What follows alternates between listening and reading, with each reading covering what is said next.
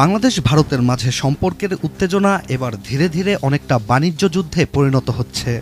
India और बांग्लादेश के border पे भी हमें हालात खराब देखने को मिल रहे हैं। इस टाइम पे हमारे पास रिपोर्ट ये है बांग्लादेशी मीडिया का कि इंडिया के जितने भी प्रोजेक्ट चल रहे थे बांग्लादेश में रेलवे प्रोजेक्ट, वो इंडिया ने सारे मुअत्तल कर दिए, यानी खत्म कर दिए हैं, सस्पेंड कर दिए हैं। आपके साथ रिपोर्ट शेयर करेंगे कि क्यों इंडिया ने ऐसी हरकत की है, इंडिया की ऐसी क्या वजह बनी जिन्होंने बांग्लादेश के अंदर सारे प्रोजेक्ट्स को सस्पेंड किया है। आइए रिपोर्ट देखते हैं, फिर आपके साथ इस बारे में डिटेल से बात करते हैं कि इंडिया क्यों नहीं चाहता कि बांग्लादेश तरक्की करे, बांग्लादेश का मुल्क आगे जाए। প্রতিবেশী দুই রাষ্ট্র ভারত ও বাংলাদেশের দীর্ঘদিনের অবকাঠামোগত সহযোগিতার চাকা হঠাৎই থমকে যেতে শুরু করেছে। নিরাপত্তার রাজনৈতিক অস্থিরতা এই দুই যুক্তিতে ভারত এবার স্থগিত করল বাংলাদেশে চলমান সব রেল প্রকল্প। এখন প্রশ্ন, ঠিক কোন কারণে ভারতের এমন সিদ্ধান্ত, সেই বিষয়ে বিস্তারিত জানাচ্ছেন ইশতিয়াক হোসেন।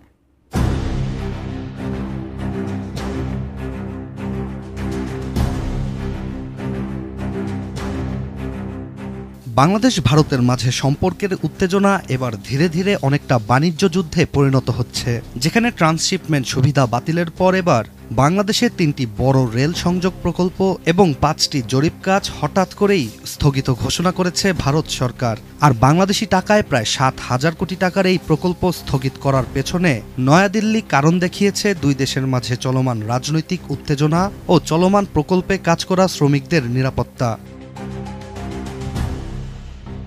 ভারতের এই নতুন ঘোষণার কথা উঠে এসেছে দেশটির স্থানীয় গণমাধ্যম বিজনেস লাইনের একটি প্রতিবেদনে, যেখান থেকে জানা যায় আখাউড়া আগরতলা রেল সংযোগ, খুলনা মংলা রেল সংযোগ এবং ঢাকা টঙ্গী জয়দেবপুর সম্প্রসারণ, এই 3টি প্রকল্পই ভারতীয় সহযোগিতায় নির্মাণাধীন ছিল। এই রেল সংযোগ তৈরিতে ভারতের মূল লক্ষ্য ছিল 7 সিস্টার্স রাজ্যকে নিজেদের মূল ভূখণ্ডের সাথে রেলের মাধ্যমে সংযুক্ত করা। RICL TMX যুগের পর যুগ স্থাপনা থাকে মজবুত, যার জন্যই আখাউড়া আগরতলা রেল সংযোগ প্রকল্পে মোট 12.24 কিলোমিটার রেল লাইন নির্মাণের কথা ছিল, যার মধ্যে 6.78 কিলোমিটার অংশই ভারতের ভেতরে পড়েছে। আর এই প্রকল্পে ভারত সরকারের অনুদান ছিল প্রায় 400 কোটি রুপি। অন্যদিকে খুলনা থেকে মোংলা বন্দরের সাথে যুক্ত ব্রডগেজ রেল লাইন প্রকল্পের খরচ ধরা হয়েছিল প্রায় 3,300 কোটি রুপি। এই রুটের মাধ্যমে বাংলাদেশের দ্বিতীয় বৃহত্তম সমুদ্র বন্দর মংলার কার্যকারিতা বাড়ানোর কথা ছিল। আর এই প্রকল্পে ভারত সাহায্য করে কারণ এই বন্দরের একটি টার্মিনাল পরিচালনার অধিকার রয়েছে ভারতের। এছাড়া ঢাকা টঙ্গী জয়দেবপুর প্রকল্পের কাজও চলছিল ভারতীয় এক্সিম ব্যাংকের সহায়তায়, কিন্তু এই প্রকল্পের কাজ গত বছর পর্যন্ত অগ্রসর হয়েছে মাত্র 50%। বাংলাদেশের বিভিন্ন অঞ্চলে আরও রেল সংযোগ স্থাপনের জন্য সম্ভাব্য 5টি রুটে জরিপ কাজও চলছিল, কিন্তু এ সব কিছুই বর্তমানে বন্ধ।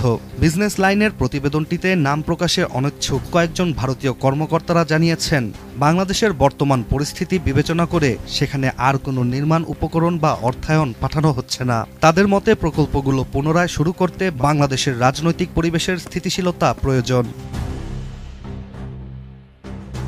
এছাড়া বাংলাদেশে চলমান প্রকল্প স্থগিত করে ভারত এখন বিকল্প কৌশলের দিকে নজর দিচ্ছে, যেখানে দেশটির পরিকল্পনায় রয়েছে উত্তরপ্রদেশ ও বিহারের নিজস্ব রেল অবকাঠামোকে দ্বিগুণ বা 4 গুণ করা। এর পাশাপাশি নেপাল ও ভুটানের মধ্যেও রেল সংযোগ গড়ে তোলার চিন্তা করছে নয়াদিল্লি। Ishtiaq Hossain, ATN news.